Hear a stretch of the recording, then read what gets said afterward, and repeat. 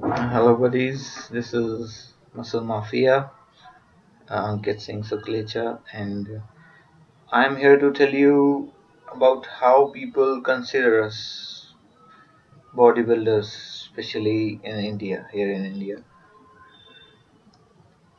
people think that bodybuilder he got nothing to do.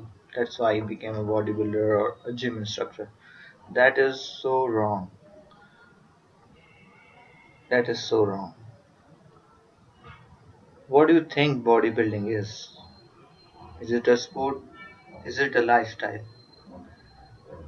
I say it's a 24-hour profession. 24 hours. Yes. You have to wake up early, you have to wake up late,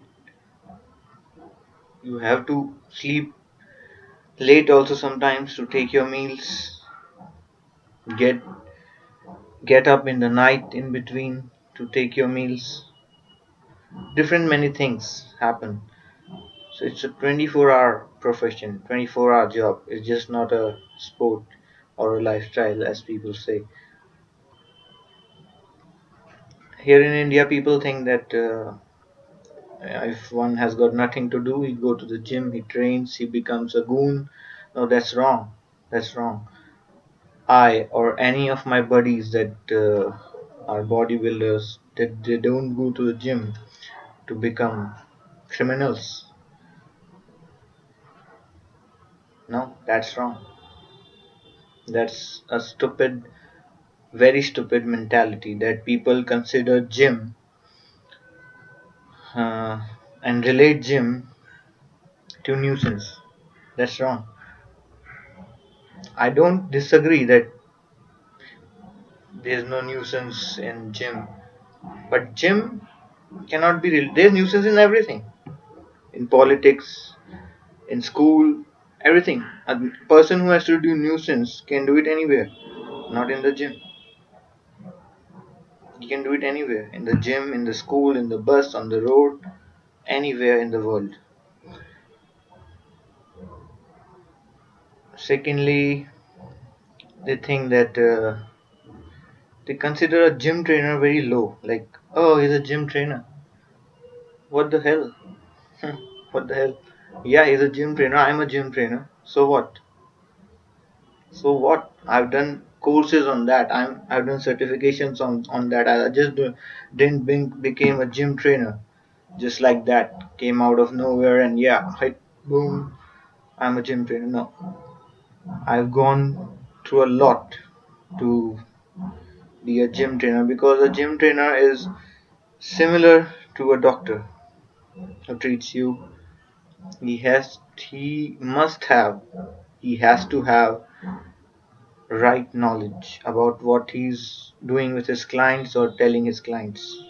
Okay, so it requires a lot to be a gym trainer also. Secondly, whenever people in my home or my relatives that have not met me since long, they come and they ask, what do you do? I'll tell them that I'm a personal trainer, I do bodybuilding, and I'm doing some courses in nutrition also, sports nutrition.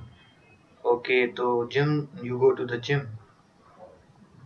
I say, yeah. So what else do you do? Oh my god, what else should I do according to you? What else should I do? This is my whole time profession. Many of my brothers who are maybe hearing this video must have gone through all this that thing. Even people don't get support from their own home. The fight begins from the home, and if you don't get support from your home, it becomes really very difficult. But fighters fight. That's what they are born to do. So instead of getting support from their homes, they do jobs and make their dream come true. They fight for their dreams. One more thing is tracksuits. Yeah, I love tracksuits. Wherever I go, mostly I'm in tracksuits because I'm a trainer also. So in marriages or anywhere, mostly I am in my track pants and track suits. So people can say, "Oh, he's so weird." Oh, that is my office dress, buddy. Track suits are my office dress. Just like you have formals, you have wear a tie. That's your office dress. But I never tell anybody, "Oh, you are so weird. You everywhere you go, you wear jeans, you wear tie." No, that's your dress. That's my dress. Tracksuits are our dress. So please respect them. Uh, there are so many things to say because one more is people consider bodybuilders as like fighter. Yeah, like I said, they consider them as goons. No, we are not fighters. We don't fight unless we aim for MMA. We are not fighters. We don't fight actually because if I fight, if I like punch someone and get hit over here or here, I won't be able to lift. First thing. Second thing, if I punch him hard or something happens, he may die.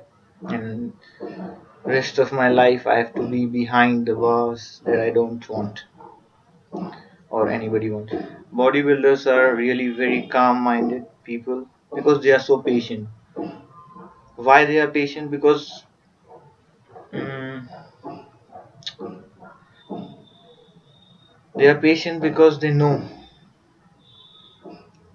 what it takes to be a bodybuilder, and they have to be patient because you don't grow an 18-inch arm overnight. You have to be patient for maybe say 4 or 5 years. You have to train continuously. You have to eat repeatedly, and then even you might not notice any gains. Still, you carry on, you carry on, you carry on, and you reach your aim. That's why we are patient and calm-minded people.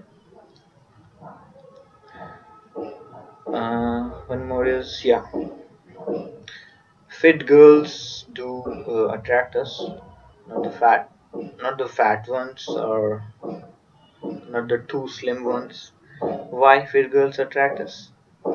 We don't want any arm candy, but they attract us because we know what it takes to be fit. And for a girl, especially here in India, it's like if I see a like an Indian girl with a good look, a broad shoulder, and not I'm not talking about the beauty of her face or anything, but like a good look, less fat and everything in proportion, and an athlete. I feel really so happy to see people going up in my country. Secondly, many of you also must have come across this.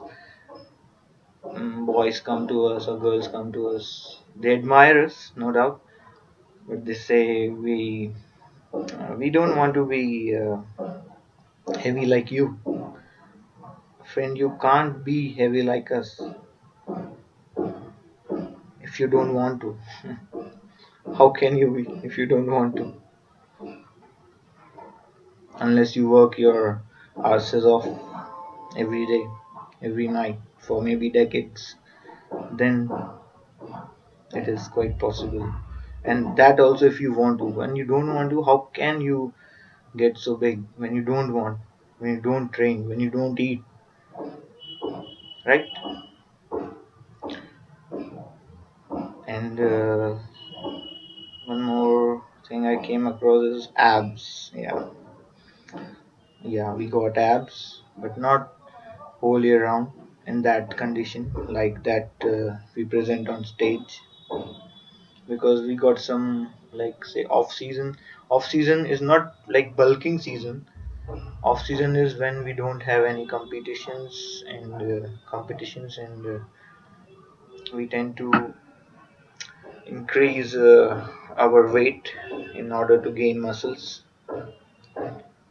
as much as possible and keep fat at a minimum level. Still, the fat percentage at competition level and at off season level differs. Yeah, I agree. Maybe some of my friends, or maybe even me, I don't have full visible six pack abs during my off seasons. So We don't care about six pack abs. We want to grow. I don't want to have six packs and 12-inch arms. No, I want to have like 20 inches arms and then a six pack. Then it would be like, yeah, I've done something. I achieved something. Um, so if you want to look at my six pack, come during my on season. What else? Many a times you.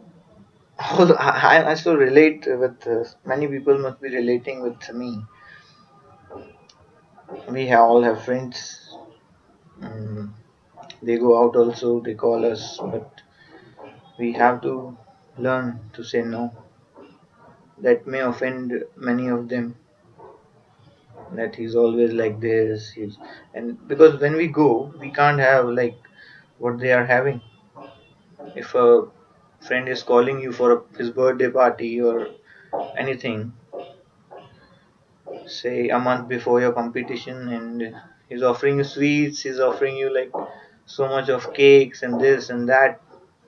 Sorry, buddy. My good wishes are always there with my friends, but during a course of time, yes, I have learned to say no. It's important to say no many a times because no one will understand what you are doing. No one will understand what you are what you are doing or what you are, what your diet is, what your training is, mental what mentally, physically stress you are going through. No one understand, and hence it's your duty to say no. But yeah, some friends, my friends understand that because they are with me from a very long time. They understand. If I say no, they understand. They don't feel bad or anything. Still, if I have to go, if I something happens and if I have to go, then I just pack my meals and go. That's it. I sit with them. I have my own meals. That's it. I always have my bag around me. Mm. One more thing is the gym. Yeah. For when we wear tight clothes, people say like, "Oh, he's a bodybuilder. He's showing off wearing tight clothes. You want to impress chicks, okay?" Another thing, when you wear loose clothes, oh, he's hiding his body. What? What? I mean, are you trying to kill us? Huh? If you wear like tight, you say, oh. If you wear like some loose clothes, you say like, oh. It's a individual thing what they wear. It's not for the chicks or I like to wear tights. I wear tight. I like to wear like loose clothes. Loose clothes. I wear loose clothes. That's none of a concern. When we look in the mirror and pose, we don't pose to belittle anyone. I don't pose in the gym to belittle anyone. If I'm doing my biceps or something, looking in the mirror and then I pose, I don't pose to, impress anyone, show off. I pose because I want to feel and I want to look at the mirror and see if like I'm working my rear delts. I want to see if they are really pumped up. I work them well or not. How do they look? That's what we see. It's not about that. Secondly, people think so low of us. Man, bodybuilding is not a cheap sport. I tell you again and again. My friends going through the same road, traveling with me on the path of bodybuilding, they must be knowing this that it's not a cheap sport at all. Expenses of like if you are fighting for nationals can go up to 1 lakh per month. So it's not a cheap sport. And how do they get 1 lakh per month without any family support, without any government support, without any type of sponsorship. They earn it hard. They give out personal training. In simple words, they just work their asses off to get that money every month. It's not a little thing, believe me. Sometimes it happens like, oh, I have to buy a new pair of shoes. My shoes are like totally worn out. But hey, my isolate protein is over. Or I have to save money because for my daily diet, for my milk, for my eggs, for anything, for my daily diet, I have to save money. I can't afford shoes, so I'll run in the same shoes. I've done that, and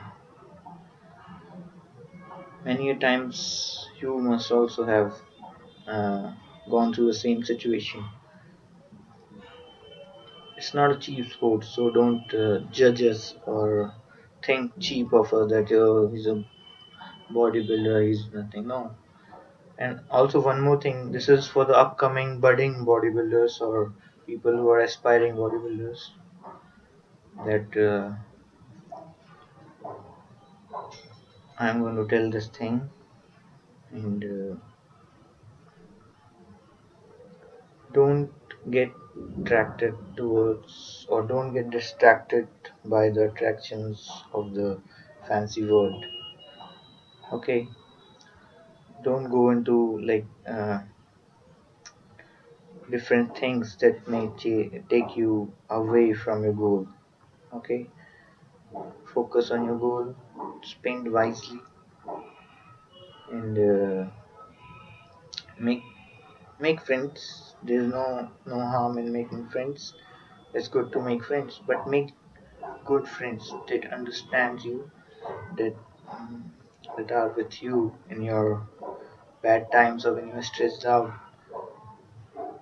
Don't have friends that say when you tell them that, oh my god, I don't have like I don't have money, or this and that. You tell your problem that my protein is over, or and they reply, why are you doing this, man? Just leave this, live a good life.